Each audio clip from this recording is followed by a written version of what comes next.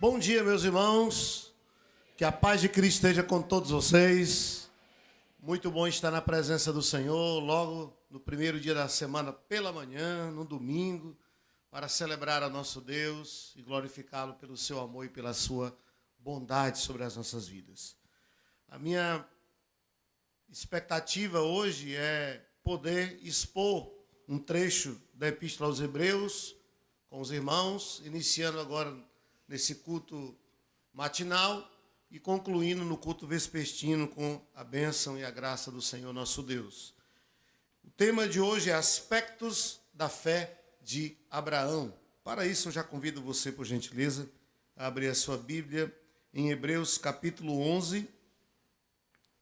Nós iremos ler a princípio do versículo 8 até o versículo de número 13. Mas o texto, nós iremos caminhar até o verso 19. Pela manhã, nós queremos apenas iniciarmos os versos, então, que foi mencionado. Hebreus, capítulo de número 11, a partir do versículo de número 8.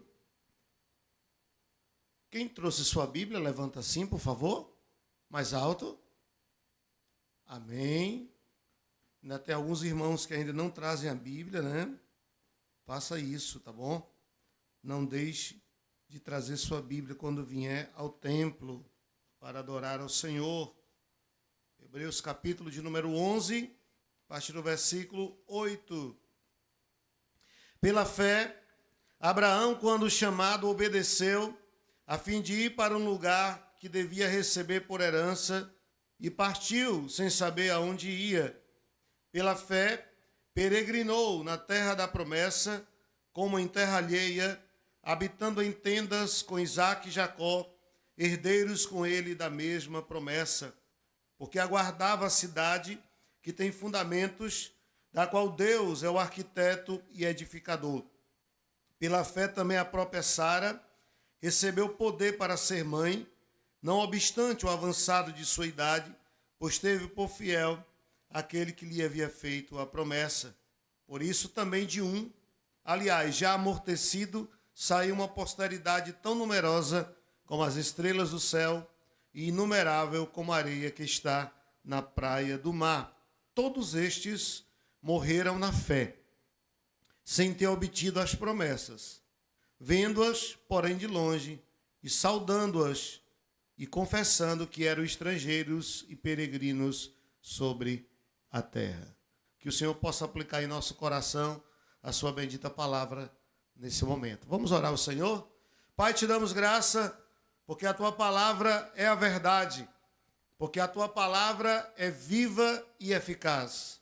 Que a tua palavra encontre lugar em nosso coração, que por meio dela possamos ser encorajados, exortados e edificados. Que cada mente, que cada coração possa estar cativa à tua voz nesse momento. Que o Senhor nos ajude a nos esvaziarmos de nós mesmos, para que a tua glória nos encha, o teu Espírito nos encha, que possamos aprender a depender única e exclusivamente do Senhor, e que o Senhor ministre ao nosso coração. Oramos assim, em nome do Senhor Jesus. Meus queridos irmãos, a Epístola aos Hebreus faz parte da galeria das Epístolas Gerais do Novo Testamento, são 8 ao todo, e nós temos essa carta que foi dirigida à igreja na época, num período muito difícil. Dois aspectos da Epístola aos Hebreus se destacam aqui. O primeiro deles é o tema da carta. Claramente o autor sagrado, ele não menciona o tema, mas ele deixa evidente que o tema dessa carta é a superioridade de Cristo. Pois ele vai defender essa tese desde o capítulo 1 até o capítulo 10. Ele vai apresentando capítulo por capítulo a superioridade de Cristo. Ele começa falando que Cristo é maior do que os profetas, ele é a revelação máxima de Deus, a apoteose da revelação divina. Ele segue dizendo que Cristo é maior do que Arão e o sacerdócio araônico.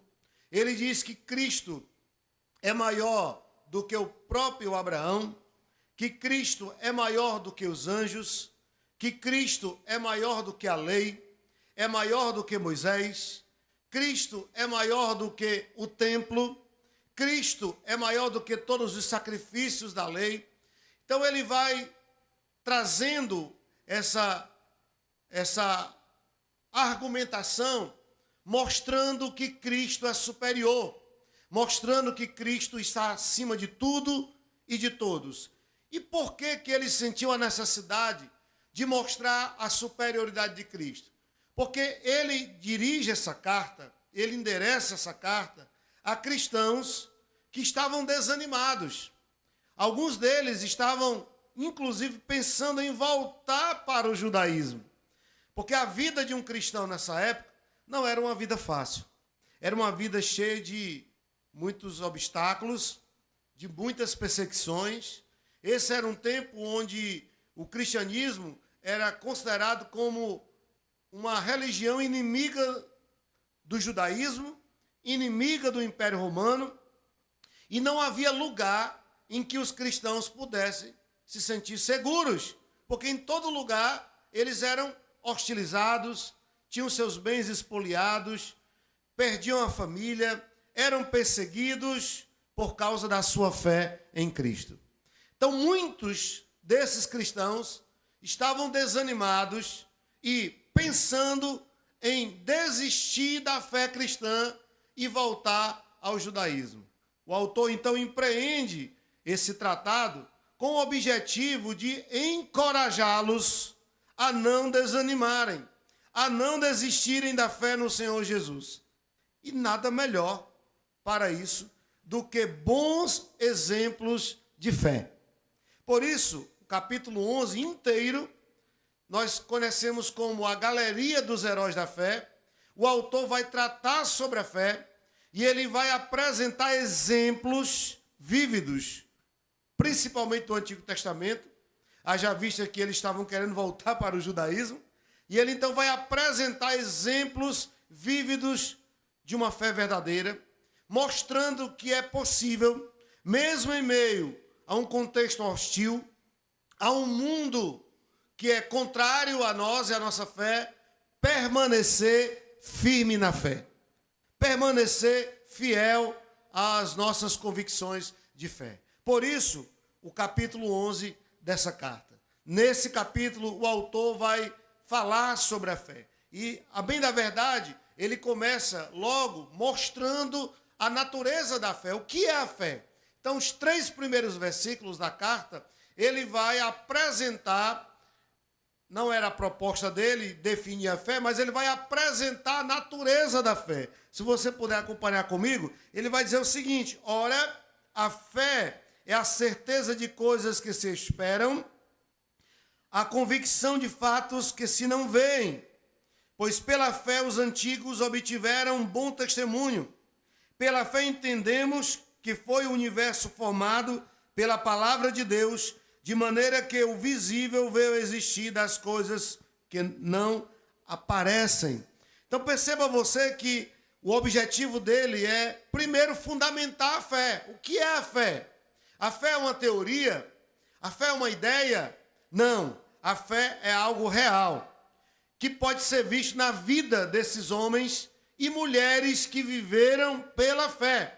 Por isso, a partir do versículo 4, ele vai listar uma inúmera relação de homens e mulheres que viveram pela fé. Ele começa com Abel e ele vai discorrendo a partir de Abel até que nós chegamos no versículo de número 8, onde ele vai trazer para esta lista o maior nome, o maior exemplo de fé que nós temos no cristianismo, que é Abraão.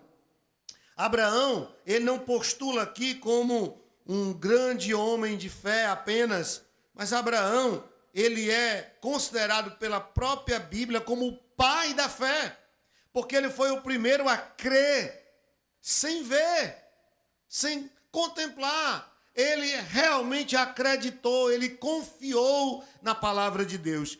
O que vemos aqui no versículo 1, essa declaração do que é a fé, quando o autor diz que a fé é essa certeza de coisas que nós esperamos, ela é uma convicção daquilo que não podemos ver. Então o autor sagrado, ele traz o exemplo de Abraão, que cabe muito bem nessa declaração do que é a fé, da natureza da fé, porque Abraão, ele viveu dessa forma, ele viveu dessa maneira. Ele guiou sua vida pela fé em Deus. E a fé, meus irmãos, ela é uma das 3 virtudes cardeais do cristianismo. Nós temos lá na carta de Paulo a Corinto, no capítulo 13, verso 13, quando Paulo termina falando sobre o amor, ele diz que as 3 virtudes cardeais é o amor, a esperança, mas a fé, ela também faz parte. Então a fé, a esperança e o amor são virtudes que o cristão deve cultivar na sua vida, e ele não pode viver a sua vida por vista, ele não pode viver a sua vida na incredulidade, mas ele precisa viver a sua vida na fé do Filho de Deus, na fé no Senhor Jesus Cristo. Como a fé de Abraão, ela se manifesta?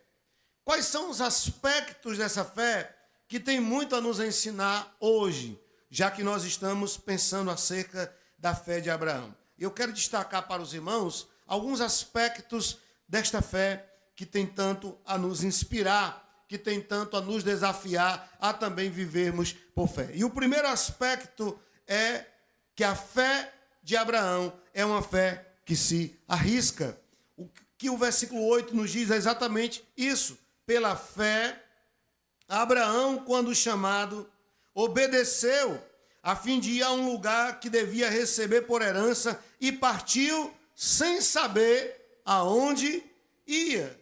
Um comentarista bíblico chamado William Barclay, ele diz que o chamado de Deus significou que Abraão deveria deixar sua casa, sua família, sua carreira, seus negócios e empreender uma marcha para um lugar que ele não sabia onde o levaria.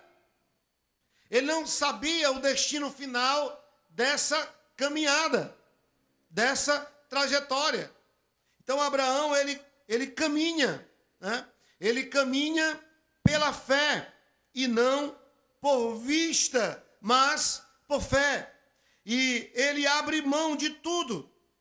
Ele abre mão de tudo por fé no Senhor e ele sai pelo caminho desconhecido.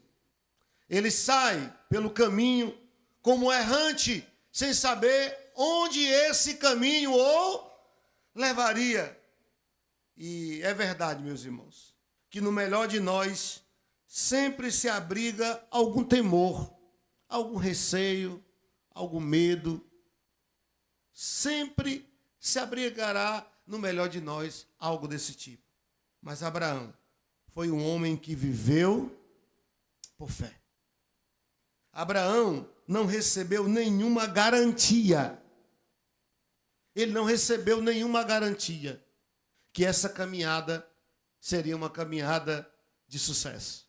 Pelo contrário, essa atitude de Abraão de sair da sua terra, do meio da sua parentela, do meio da sua família, era uma decisão que colocaria tudo que ele havia construído em risco. Os arqueólogos, eles fizeram várias escavações nessa região de onde Abraão nasceu, que é Ur dos Caldeus, que fica na Mesopotâmia. A Mesopotâmia era, na época, uma região muito próspera. O nome Mesopotâmia significa terra entre rios, que ficava exatamente entre o rio Tigre e o rio Eufrates. E era uma terra muito frutífera, uma terra muito próspera. E havia alguns lugares, algumas cidades na Mesopotâmia, que eram lugares extremamente desenvolvidos. Nós temos menção a Babel, que depois vira Babilônia.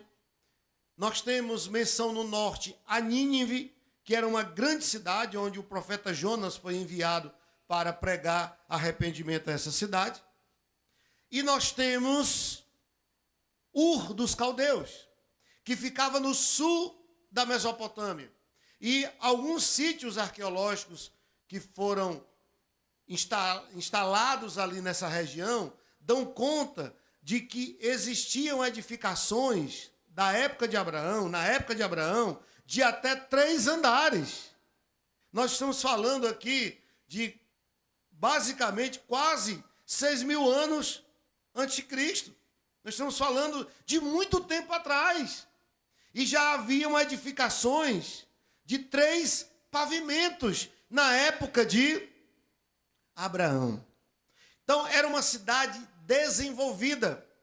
Pense em um São Paulo da vida, uma cidade cosmopolita, uma cidade que não para, que tem gente de toda parte do mundo, uma cidade extremamente desenvolvida. Assim era Ur dos Caldeus na época. Então, era uma cidade que trazia para Abraão segurança, era uma cidade grande, poderia se defender quando alguém quisesse invadi-la. Ur também era uma cidade economicamente desenvolvida. Era uma grande metrópole naquela época, uma cidade comercial. E a família de Abraão toda estava ali. Nessa época, os clãs, as famílias, eram muito importantes porque eles se apoiavam, se ajudavam e se defendiam quando havia necessidade para isso. Então, Abraão estava num lugar que favorecia para ele segurança, que patrocinava para ele conforto, que garantia para ele estabilidade, uma estrutura, uma segurança financeira, de segurança e econômica. Deus está pedindo que Abraão abra mão de tudo isso. O desafio de Deus é esse. Você vai abrir mão de tudo isso. E você vai sair errante pelo caminho. E eu não vou dizer, a princípio, para onde você deve ir. Para onde você vai? Você vai caminhar por fé. E não havia, dessa forma, nenhuma garantia de que tudo daria certo. Na verdade, as chances de dar errado seriam muito grandes. Numa perspectiva humana. Numa leitura humana, as chances de dar errado eram muito grandes. Abraão poderia perder o trabalho de uma vida inteira. O esforço de uma vida inteira ele poderia perder o seu gado, seus animais, seus servos, porque Abraão, quando sai de Ur, ele já era alguém que tinha posses. Evidentemente que Deus o abençoa grandemente quando ele chega em Canaã, mas ele já era um homem que tinha condições, e ele tinha muito a perder, mas Abraão, ele não considerou nada disso, ele se lançou nas mãos de Deus, ele confiou que Deus cuidaria dele, que Deus honraria a sua palavra e que o Senhor seria com ele. Isso é fé, meus irmãos. Isso é fé. Muitas vezes, crer é algo arriscado. Muitas vezes, crer é algo arriscado. É algo que não vai garantir a você segurança, sucesso. Você precisa acreditar. A pergunta que se segue é: por que Deus exigiu que Abraão saísse de Ur? Porque Deus não manteve Abraão naquela cidade. Porque o Senhor não o chama ali e dá a missão para que ele fosse o pai de uma numerosa multidão de gente, o pai da nação de Israel, ali mesmo em Ur. Por que ele teve que sair e viver como peregrino, errante? Se você olhar um pouquinho o mapa bíblico, você vai ver que Abraão ele sai do sul da Mesopotâmia, ele sai de Ur dos Caldeus e ele sobe até Padã Arã, que ficava no extremo norte, cerca de 900 quilômetros de caminhada. Lembrando que naquela época não existiam veículos, né, a motor, tudo era tração animal. Então ele deve ter demorado muito até chegar em Padã Arã. Lá o seu pai morre, seu pai Tera morre. E de lá Abraão vai então finalmente para Canaã. E ele caminha mais 600 quilômetros até chegar na terra prometida. Quando ele chega em Canaã, que era exatamente o oposto de Ur, porque Canaã era uma terra desértica. Alguns lugares de Canaã ainda hoje são inóspitos, lugares que não produzem. Quando ele chega naquele lugar, naquela terra desértica, Deus diz para ele: você chegou no lugar que eu queria. Esse é o lugar, essa é a terra. Alguém numa visão humana, mercantil, vai olhar para isso e vai dizer: mas como assim? O Senhor me tirou de um lugar próspero, de um lugar seguro, de um lugar onde eu poderia continuar crescendo, me sentia amparado, e o Senhor me tira do meio dos meus e da minha família e me coloca nesse lugar, nessa terra desértica, difícil. Esse é o lugar, essa é a terra que mana leite e mel. Será que o endereço é esse mesmo? Será que o GPS não me colocou numa arriscada? Vez ou outra ele faz isso, né? Será que o GPS não errou? Será que o Senhor não errou o destino? É aqui mesmo? Não, mas Abraão foi. E ele não reclama, ele não murmura, ele não questiona, ele abraça o chamado. Ele acolhe a missão de Deus na sua vida, mesmo sem entender, mesmo sem compreender, mas ele confia em Deus.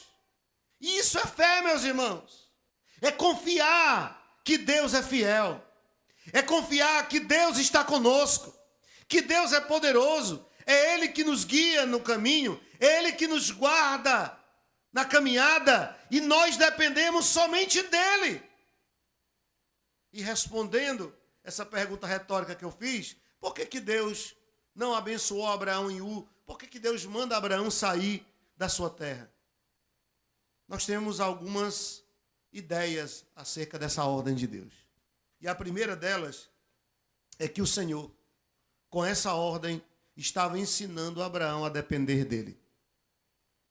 O Senhor tirou da vida de Abraão todas as escoras, tudo aquilo que representava segurança para Abraão, o Senhor foi tirando. E o Senhor ordena que ele saia da sua terra e viva errante pelo caminho, porque quando Abraão necessitasse de alguma ajuda, de algum auxílio, ele só teria o Senhor para recorrer. Ele não teria sua família, ele não teria, porque você sabe que família é assim, briga, mas quando mexe com um, igual o maribondo, todo mundo se une, né? Para defender aquele. Família é assim. O pessoal diz que o sangue fala mais alto. Mas o Senhor manda que ele saia do meio da sua família. Ele não teria os seus familiares, o clã para lhe proteger quando ele se visse em uma situação vexatosa, em uma situação difícil. Deus manda ele sair dali, porque o Senhor estava tirando todas as escoras, todas as garantias, todas as seguranças da vida de Abraão, e o Senhor com isso estava ensinando a Abraão a confiar nele, a depender de Deus. E muitas vezes o Senhor faz isso conosco também, meus irmãos, porque pela fé nós somos filhos de Abraão. Então muitas vezes o Senhor vai tirando o emprego, o Senhor vai tirando a estabilidade, vai tirando a estrutura, Deus vai tirando aquilo que para nós é segurança, e muitas vezes o nosso coração, ele não está no Senhor, ele está nessas coisas, é na empresa, é no cargo público, é no emprego seguro, e o Senhor ele vai tirando isso muitas vezes, ele vai tirando pessoas de perto de nós, pessoas que nós muitas vezes ficamos escorados, e Deus ele vai tirando essas moletas, essas escoras, e nos lança sozinho no caminho, e jamais você estará sozinho. Porque o Senhor sempre estará com você. Ele sempre caminha com o seu povo. Mas é para você aprender que você deve depender somente do Senhor. Você deve confiar somente no Senhor. Porque tudo pode falhar, mas o Senhor jamais falhará com o filho seu. A empresa pode quebrar, você pode perder o emprego, as pessoas podem te trair, elas podem te abandonar. Na hora da maior necessidade, elas podem virar as costas para você, mas o Senhor estará com você em toda a trajetória dessa caminhada. Ele jamais abandona um filho seu. O Senhor estava treinando esse homem acerca da dependência, acerca da confiança nele. a realmente colocar a sua fé única e exclusivamente em Deus. Às vezes, eu não sei se você que é pai já teve a experiência, mas eu vivi essa experiência. Meu filho ele ganhou uma bicicleta do avô, e é lógico que a bicicleta veio com rodinha, né? E aí, eu disse, vamos lá, pai, eu quero aprender a andar de bicicleta. E andar de bicicleta com rodinha é muito fácil, né? É muito fácil. E vamos lá. E a gente começou aqui na Eduardo Araújo, essa rua aqui, lateral aqui. Na época não tinha tanto movimento. Vamos lá, vamos. E aí ele com rodinha e tal. E depois de umas vezes, eu disse, olha, está na hora de você realmente aprender a andar de bicicleta. Então, o pai vai tirar as rodinhas, mas não se preocupa não que eu vou segurar aqui na sela da bicicleta. Né? E aí eu fiz isso. E eu perdi até uns quilos. Eu acho que eu tenho que voltar a fazer isso, né? Perdi até uns quilos, porque ele pedalando e eu segurando aqui para ele não cair, porque ele pendia ou para um lado ou para o outro, né? E eu segurando aqui e ele não caía. Mas em algum momento eu tive que soltar. E ele achava que eu estava segurando. Quando ele olhou para trás que ele não viu, você já sabe o que aconteceu, né? O desmantelo foi grande. Foi só aquele bolo e a poeira subiu. E quando ele fez um beicinho para chorar, eu digo, opa, sustenta. Vamos lá, é assim mesmo. Você caiu, levanta. Vamos tentar de novo, até você aprender. E é isso que Deus muitas vezes faz conosco. Deus muitas vezes, ele tira a mão. E aí você se estabaca no chão. E você acha que é o fim, que acabou tudo. E o Senhor está olhando para você com um olhar paternal, dizendo, se levante. Você vai cair outras vezes. Mas todas as vezes que você cair, eu vou estar aqui para te levantar. É isso que Deus faz. Ele nos treina através das situações da vida. Ele nos treina através dos desafios da vida. Quando muitas vezes nós caímos, tropeçamos, falhamos, o Senhor está nos ensinando. O Senhor está nos instruindo. Faz parte do processo. Então, se você está vivendo essa realidade, eu quero desafiar você a confiar no Senhor. O Senhor está com você. Nada de mal vai acontecer, porque Deus continua no controle de todas as coisas. O Senhor continua sustentando o seu povo. O Senhor continua segurando o seu povo. Ele é o Deus que está conosco. Ele é o Deus que prometeu que estaria conosco todos os dias até a consumação dos séculos. Mesmo que venha o medo, mesmo que venha um sentimento de insegurança, olhe para o Senhor. Lembre-se das promessas de Deus, que estaria com você em todos os momentos da caminhada. E muitas vezes, mesmo tendo o Senhor como nosso pastor, nós enfrentamos vales sombrios, vales da sombra da morte, mas Ele está conosco. Não devemos temer a nada. Não devemos temer a nada. A grande verdade é que o Senhor muitas vezes tira algo de nós. O Senhor nos coloca em situações muitas vezes, porque Ele está nos ensinando. Ele está nos treinando para vivermos experiências maiores e mais profundas com Ele. Muitas vezes você está na igreja há muito tempo, mas você tem uma fé rasa. Você tem uma vida cristã medíocre. Você nunca se aprofundou. Você nunca mergulhou em águas profundas, em experiências reais com Deus. E são essas situações da vida que vão nos treinando, que vão nos desafiando. E chega momento na nossa vida que nós não temos mais a quem recorrer a ninguém, senão ao Senhor nosso Deus. Ou você confia e se lança em seus braços, ou você cai no chão e fica prostrado. Então é melhor confiar no Senhor. É melhor descansar em Deus. Então, se você perdeu o controle da situação, se você não tem mais como resolver, se você não sabe mais o que fazer, lembre-se, nós caminhamos com um Deus que pode todas as coisas. De um Deus que tem a palavra final. e que tem a solução em momentos que nós nos encontramos em situações insolúveis. Esse é o Deus que nós servimos. O Senhor estava treinando esse homem a depender dele, a confiar nele. A grande verdade, meus irmãos, é que a vontade de Deus, escute bem, a vontade de Deus jamais te levará num lugar onde a sua graça não possa te sustentar. Antes de você chegar neste lugar que Deus ordenou que você fosse, a sua graça já está lá te esperando. A vontade dele jamais te levará a um lugar em que sua graça não possa te sustentar. Nós precisamos sair dessa zona de conforto, meus irmãos, que muitas vezes nós estamos inseridos. E o nosso sentimento muitas vezes é o mesmo de Pedro. Lembram de Pedro? No Monte da Transfiguração, Senhor, está tão bom aqui. Nós vamos fazer uma cabana para o Senhor, para Elias e Moisés. Nós vamos ficar aqui no relento mesmo, porque está tão bom que nós vamos ficar aqui mesmo. Deixa que o mundo se acabe. Deixa que o mundo se perca, porque aqui está muito bom, nós queremos ficar aqui. Mas essa não é a caminhada de um cristão. O cristão, ele é colocado no mundo para enfrentar desafios, para viver não por vista, mas por fé. Para caminhar olhando para o autor e consumador da nossa eterna redenção.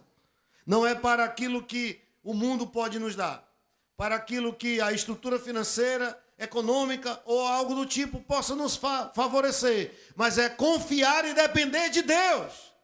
Porque enquanto você caminhar nessa vida, confiando nas coisas desse mundo, você estará com o coração dividido. Ou você entrega tudo ao Senhor e confia plenamente nele, ou você não o servirá com toda a integralidade da sua alma. O Senhor quer nos tirar muitas vezes da zona de conforto. Isso acontece na história bíblica. Se você já leu o livro de Atos, você deve lembrar que no capítulo 8 vai mencionar uma grande perseguição que veio sobre a igreja. Evidentemente que perseguição é algo ruim, não é algo que traz conforto ou alegria, mas é algo ruim. E o Senhor, ele permite uma perseguição terrível sobre a igreja. Isso está no livro de Atos, no capítulo 8. Diz que houve uma grande perseguição, um grande levante ao povo de Deus, ali em Jerusalém. E todos os discípulos do Senhor saem de Jerusalém, só ficam os apóstolos. Mas por trás dessa carranca da dor e do sofrimento, estava um plano de Deus. Estava a soberania de Deus. Por quê, meus irmãos? Porque o Senhor queria que o seu povo saísse de Jerusalém, saísse ali daquela zona do conforto em que eles estavam. Não, a nossa igreja, a nossa comunidade, vamos ficar aqui mesmo. Nem que o mundo se perca, mas nós vamos ficar aqui. Não vamos sair para lugar nenhum, porque aqui é muito bom. Fazer parte dessa igreja é muito bom. Mas o Senhor queria que o seu povo se espalhasse e anunciasse o evangelho em todos os lugares. Então, qual é o instrumento que Deus usa para tirar o povo da zona de conforto? A perseguição. Deus envia luta, perseguição, e o povo se espalha por todas as partes ali da Palestina, e por onde eles passam, e para onde eles vão, e onde eles chegam, eles anunciam o evangelho de Cristo. A igreja, ela sai então das quatro paredes. E às vezes é exatamente isso que Deus faz. Deus permite uma situação adversa para que você se aproxime mais dele. A nossa tendência natural é, em uma zona de conforto, nós negligenciarmos, inclusive, uma vida de piedade. Para que orar tanto? Para que jejumar? Para que ler a Bíblia? Para que buscar a Deus? Para que ir tanto à igreja? Está tudo bem, está tudo favorável, tudo está caminhando bem. E aí o Senhor vai tirando essas escoras, essas rodinhas da nossa vida. Ele vai tirando uma por uma. E aí quando você se vê e se sente desamparado, sem ter a quem recorrer e para onde correr, é nessa hora que você vai para Deus. É nessa hora que você se humilha diante de Deus, se rende ao Senhor, e é nessa hora que Deus manifesta a graça dele sobre sua vida. Então é isso que o Senhor muitas vezes faz conosco. Nós aprendemos com Abraão esse princípio de viver por fé. E eu não estou aqui pregando uma fé cega, uma fé irresponsável. Ah, eu vivo por fé, então Eu não vou nem fazer planos, né? Não vou nem fazer projetos, eu não vou nem procurar emprego. Eu vou aqui viver a vida, porque eu vivo por fé. Não. A fé não pode ser usada como desculpa para a indolência. A fé não pode ser usada como desculpa para falta de planejamento, para imprudência. Não. Mas a fé muitas vezes nos leva a situações, a circunstâncias e a caminhos que nós não temos o controle e não sabemos como será o próximo passo. E é nessa hora que nós precisamos aprender a confiar no Senhor, a descansar em Deus. Nós temos que ter a certeza de que no passo seguinte, que nós não sabemos o que acontecerá, o Senhor estará lá conosco. Deus estará lá conosco. Isso é fé. Isso é confiança. É descansar em Deus. Meus irmãos, por que aqui tem tanta gente que vive à base de remédio, à base de ansiolítico? Eu não estou aqui dizendo para você parar de tomar. Porque tem muita gente que erroneamente diz que tomar ansiolítico é falta de fé. Mas eu preciso ser honesto com você. Por que é que nós ficamos ansiosos? Porque falta-nos fé. A origem é essa. Falta-nos fé.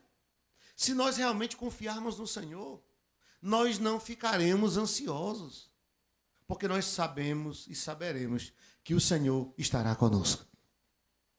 E nas mãos de Deus estaremos sempre seguros. Então, quando nos falta fé, abre o espaço para a dúvida, para o medo, para a incerteza, para a frustração e para todos os demais sentimentos que nos colocarão numa posição de vítima. E nós não somos vítima. Nós somos filhos de Deus. Herdeiros das bênçãos espirituais, como Paulo diz em Efésios capítulo 1. Então nós precisamos nos reposicionar e precisamos entregar a nossa vida ao Senhor. Confiar realmente que, embora eu não tenha o controle e eu não devo ter, quem deve ter é Deus o controle da minha vida. Eu devo descansar seguro de que Deus está no controle, de que Deus pode todas as coisas. E essas circunstâncias, elas servem para quê, meus irmãos? Para treinar a nossa fé. Elas servem para treinar a nossa fé. Como é que nós temos uma fé desenvolvida? Através dos desafios.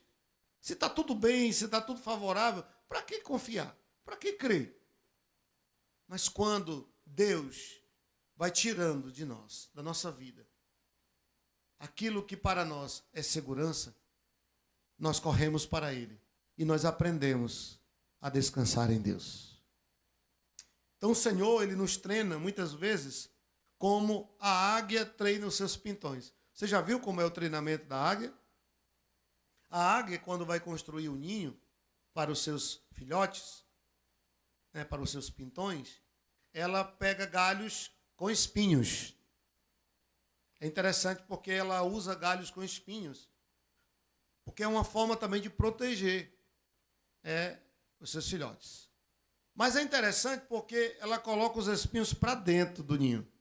Os espinhos não ficam só do lado de fora para expelir os predadores, mas ela também coloca espinhos para dentro do ninho. E ela vai, e com sua garra e seu bico poderosos, ela começa a pegar palha, feno, penas, e ela começa a colocar dentro do ninho. E aquele ninho vira um D66. Sei nem se existe. Eu estou criando agora. Aqueles colchões que até massagem fazem. Me ofereceram uma vez R$12.000. Eu digo, não, eu prefiro estar com dor nas costas. Um Torcilax é mais barato. Ah, não é Torcilax não, desculpe. Desculpa aí. E aí, ela faz isso. E aí os pintões nascem. E aí as penugens começam a crescer. E eles já têm asas. E eles podem voar. Mas quem quer sair de uma situação cômoda como essa? Imagina só. Moradia, comida, bebida, roupa lavada, tudo que você possa imaginar Os pintões têm dentro do ninho. Quem vai querer sair de um estado desse? Ninguém. Ninguém vai querer sair. Os pintões não são diferentes. Então, eles não querem sair. O que é que a águia faz? Ela, então, começa o processo da saída do ninho, porque chega uma hora que você tem que sair do ninho. Você tem que sair. Você tem que viver sua vida. Você tem que viver por fé, guiado por Deus. E aí a águia faz o quê? Ela começa a tirar a palha, as penas, e o que é que começa a aparecer? Os espinhos. E aí começa a sessão do ai, ai, ai. Está espetando, está doendo. E eu imagino a águia olhando e dizendo, bem fácil de resolver, saia.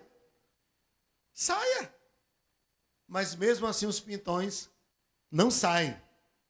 Porque mesmo com espinho, ali é melhor do que fora. Porque fora é arriscado. Eles não têm o controle fora, eles não sabem o que vai acontecer. Eles não têm tudo que eles têm dentro do ninho ali. Então eles continuam mesmo assim dentro do ninho com os espinhos os incomodando. E aí a águia ela toma uma atitude radical. O que é que ela faz? Ela pega o pintão com sua garra poderosa e ela voa. A águia é a única ave que voa até a altura da estratosfera. Ela voa, ela voa, ela voa, ela voa. Quando ela chega, como diz aqui no Ceará, lá no olho da goiabeira, né? Lá em cima, o que é que ela faz? Ela solta o pintão. Imagina só. Vem se estabacando, mas antes que ele se estabaque no chão e morra da queda, ela dá um voo rasante e ela pega ele e sobe novamente. Ela faz isso 3, 5, 10, 15, 20 vezes. Até que chega uma hora que ele entende que pro ninho ele não volta mais. E então ele começa a voar. E é isso que Deus faz conosco. Ele nos coloca no ninho quando precisa. Ele nos aquece com sua presença. Ele nos protege porque a águia constrói um ninho lá na penha, nos lugares mais inacessíveis e altos, porque lá eles estarão protegidos. Mas chega uma hora que você precisa sair da sua zona de conforto e você precisa andar por fé. Você precisa caminhar. E quando você se sentir em queda livre, que você vai se esparramar no chão e virar lama no chão da queda, saiba que o Deus Todo-Poderoso te sustentará com sua mão poderosa. Ele não vai te deixar cair. Só que você precisa aprender. Você precisa começar a voar. Você precisa começar a viver suas experiências com Deus. Você não pode viver na igreja apenas de ouvir falar do testemunho dos outros. Você precisa viver suas próprias experiências com Deus. E aí vai se cumprir aquilo que está no livro do profeta Isaías. Os jovens correm e se cansam. Caminham e se fadigam. E de exaustos caem. Mas aqueles que esperam, aqueles que confiam no Senhor, correrão e não se cansarão. Caminharão e não se fatigarão. Subirão com asas como águia. Deus quer que você voe altaneiramente. Deus quer que você viva experiências profundas com Ele. Mas enquanto você estiver igual um macaco gordo, que só solta um galho quando está firme no outro, sua vida vai continuar a mesma. Você precisa se soltar. Se Deus está dizendo para você pular, pode pular, porque Ele estará lá embaixo para te segurar com suas mãos poderosas. Mas você precisa crer. Você precisa confiar. Porque fé também é se arriscar. Fé é sair do conforto. Fé é sair do comodismo. Fé é confiar que Deus estará lá para nos amparar, para nos sustentar. Aquilo que você não tem o controle, aquilo que você não tem a gerência, saiba que o Deus soberano, Ele é o Deus que pode todas as coisas. Ele está no controle de todas as coisas.